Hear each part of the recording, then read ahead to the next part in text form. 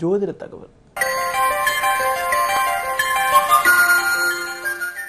ஜோதிட தகவலில் பலவிதமான தகவல்களை கூறி வரும் நான் இன்று உங்களிடம் காரகோ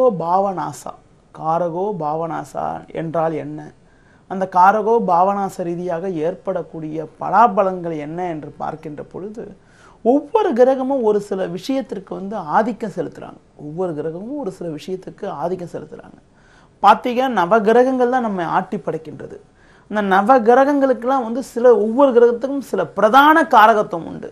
அந்த பிரதான காரகத்துவ விஷயமாக அந்த கிரகமானது அந்த காரக சம்பந்தப்பட்ட விஷயங்கள் இருக்கின்ற பொழுது சில சோதனைகள், சில சங்கடங்கள், சில தடங்கல்களை ஏற்படுத்துகிறது. அப்படி பார்க்கின்ற போது நவகிரகங்களில் சுக்கிரன் களத்தர காரகனாவார். திருமண வாழ்க்கை, களத்தர வாழ்க்கைக்கு காரகனாவார். அந்த களத்தர வாழ்க்கைக்கு களத்தர காரகன் என வர்ணிக்கப்படக்கூடிய சுக்கிரனானவர் களத்தர ஸ்தானமான 7ஆம் வீட்டில் இருக்கிறது தோஷம்.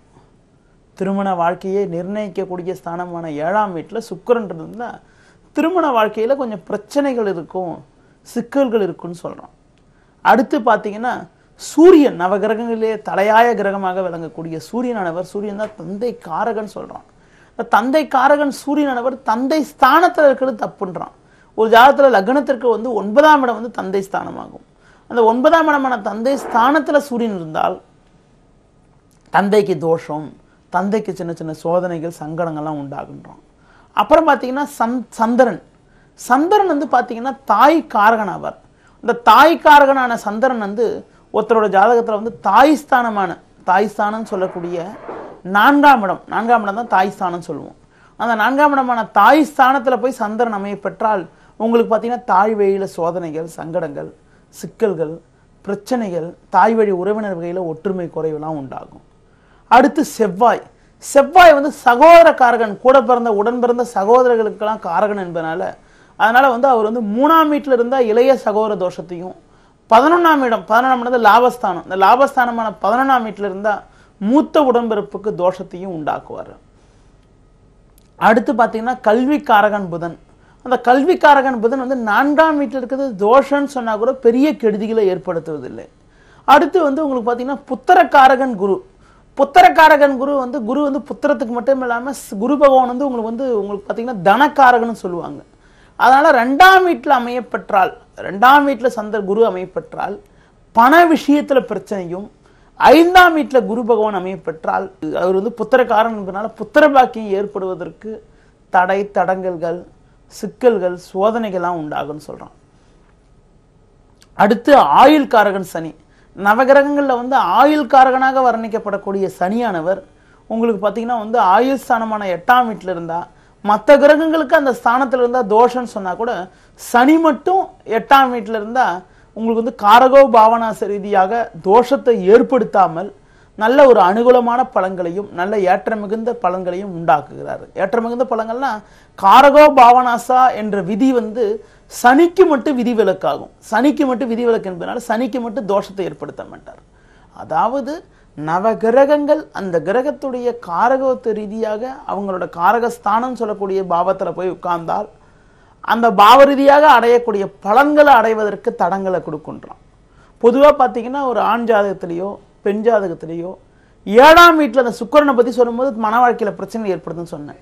7ஆம் வீட்டில் போய் சுக்கிரன் அமைய பெற்றால் உங்களுக்கு மன வாழ்க்கை ரீதியாக சோதனைகள் குறைஞ்சு, மன வாழ்க்கை ரீதியாக சோதனைகள் கொடுக்குன்றான். ஒரு நிம்மதியான வாழ்க்கை இல்லாமல் மன வாழ்க்கை ரீதியாக சோதனைகளை தருன்றான். அது மட்டுமில்லாமல் மன வாழ்க்கையில் ஒரு நிம்மதியற்ற நிலைகள் ஏற்படும் சொல்கிறான். சில ஆண்களுக்கெல்லாம் பார்த்தீங்கன்னா 7ஆம் வீட்டில் சுக்கிரன் அமையப்பெற்றிருந்தாலே மன வாழ்க்கையை அமைஞ்சா கூட ஒரு ஒற்றுமை குறைவு ஏற்படக்கூடிய அமைப்பு, சோதனைகள், சங்கடங்கள்லாம் உண்டாகுது. இந்த சூரியனை பற்றி சொன்ன சூரியன் தந்தை காரகன், தந்தை ஸ்தானத்தில் இருக்கிறது தப்புன்னு சொன்னேன். சிலருக்கு பார்த்தோன்னா 9ஆம் வீட்டில் தந்தை இருந்தால், பிறக்கும் 9ஆம் வீட்டில் சூரியன் இருந்தால் பிறக்கின்ற போதே தந்தைக்கு கண்டத்தை கொடுக்கக்கூடிய ஒரு அவலநிலை உண்டாகுது. பிறக்குகின்ற போதே தந்தைக்கு ஒரு கண்டத்தை கொடுக்கக்கூடிய அவலநிலை உண்டாகிறது. அதுபோல 4ஆம் வீட்டில் சந்திரன் அமைய பெற்றால், இந்த 4ஆம் வீட்டில் சந்திரன் அமைய பெறுகின்ற பொழுது உங்களுக்கு பார்த்தீங்கன்னா அந்த சந்திரனானவர் தாய்க்காரன் என்ற காரணத்தினால உங்களுக்கு தாயே இல்லாதக்கூடிய அமைப்பு, தாய்க்கு பிறக்கின்ற போதே தாய்க்கு கண்டத்தை கொடுக்கக்கூடிய அமைப்பு, தாய் வழி உறவினர் வகையில் ஒற்றுமை குறைவு, சிக்கல்கள்லாம் கொடுக்குது.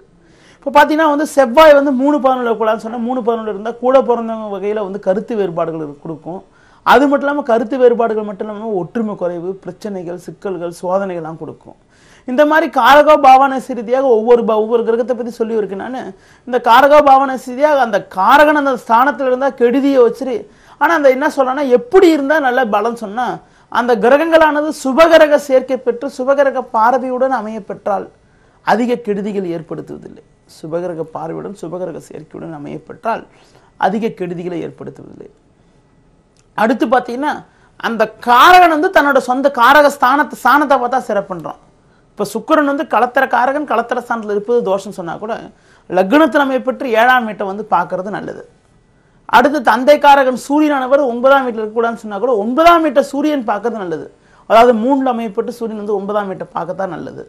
அடுத்து பார்த்தீங்கன்னா தாய்க்காரகன் சந்திரனானவர் 4ஆம் வீட்டில் இருக்கிறது தோஷம் சொன்னால் கூட 10ல் அமைஞ்சு சந்திரன் 4ஆம் வீட்டை பார்த்தா நல்லதுன்றோம்.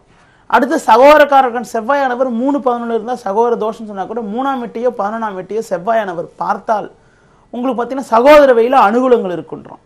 சரி, புத்திரக்காரகன் குருவானவர் வந்து தனக்காரகனாக 2-5 இருந்தால் தோஷம்னு சொன்னால் கூட இந்த 2ஆம் வீட்டையோ 5ஆம் வீட்டையோ குரு பகவான் பார்த்தால் 2ஆம் வீட்டையோ 5ஆம் வீட்டையோ குரு பகவான் பார்த்தால் தோஷங்கள் இல்லை, நல்லதை பண்ணுன்றோம்.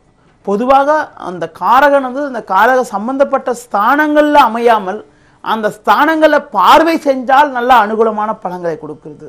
அது மட்டும் இல்லாமல் அந்த கிரகங்களானவர் எந்த கிரகமோ அந்த கிரகத்துக்குரிய வந்து தனக்கு நட்பு கிரகங்கள் சுபகிரக பார்வை சுபகிரக சேர்க்கையுடன் அமைய பெற்றால் நல்ல அனுகூலத்தையும் நல்ல ஏற்றத்தையும் உயர்வையும் உண்டாக்குகிறார். அதுவே பாவகிரக சேர்க்கை பாவகிரக சாரம் பெற்றிருப்பது அது தங்களுக்குரிய காரக பாவஸ்தானத்தில் நான் சொன்ன மாதிரி வந்து சூரியனானவர் 9லேயோ சந்திரனானவர் 4லேயோ உதாரணத்துக்கு சொன்ன மாதிரி இந்த மாதிரி அமைப்புகள் அமைய பெற்றால் அந்த பாவத்துக்குரிய பலன்களையும் அந்த காரகத்துவ ரீதியான பலன்களையும் ஜாதகர் அடைவதற்கு சில தடைகள் சில இடையூறுகள் பிரச்சனைகள்லாம் உண்டாகிறது. நேயர்களே, இதுவரை காரகோ பாவனாசராசி பற்றி உங்களிடம் சில வார்த்தைகள் கூறினேன். மீண்டும் நாளை காலை சந்திக்கிறேன். நன்றி, வணக்கம்.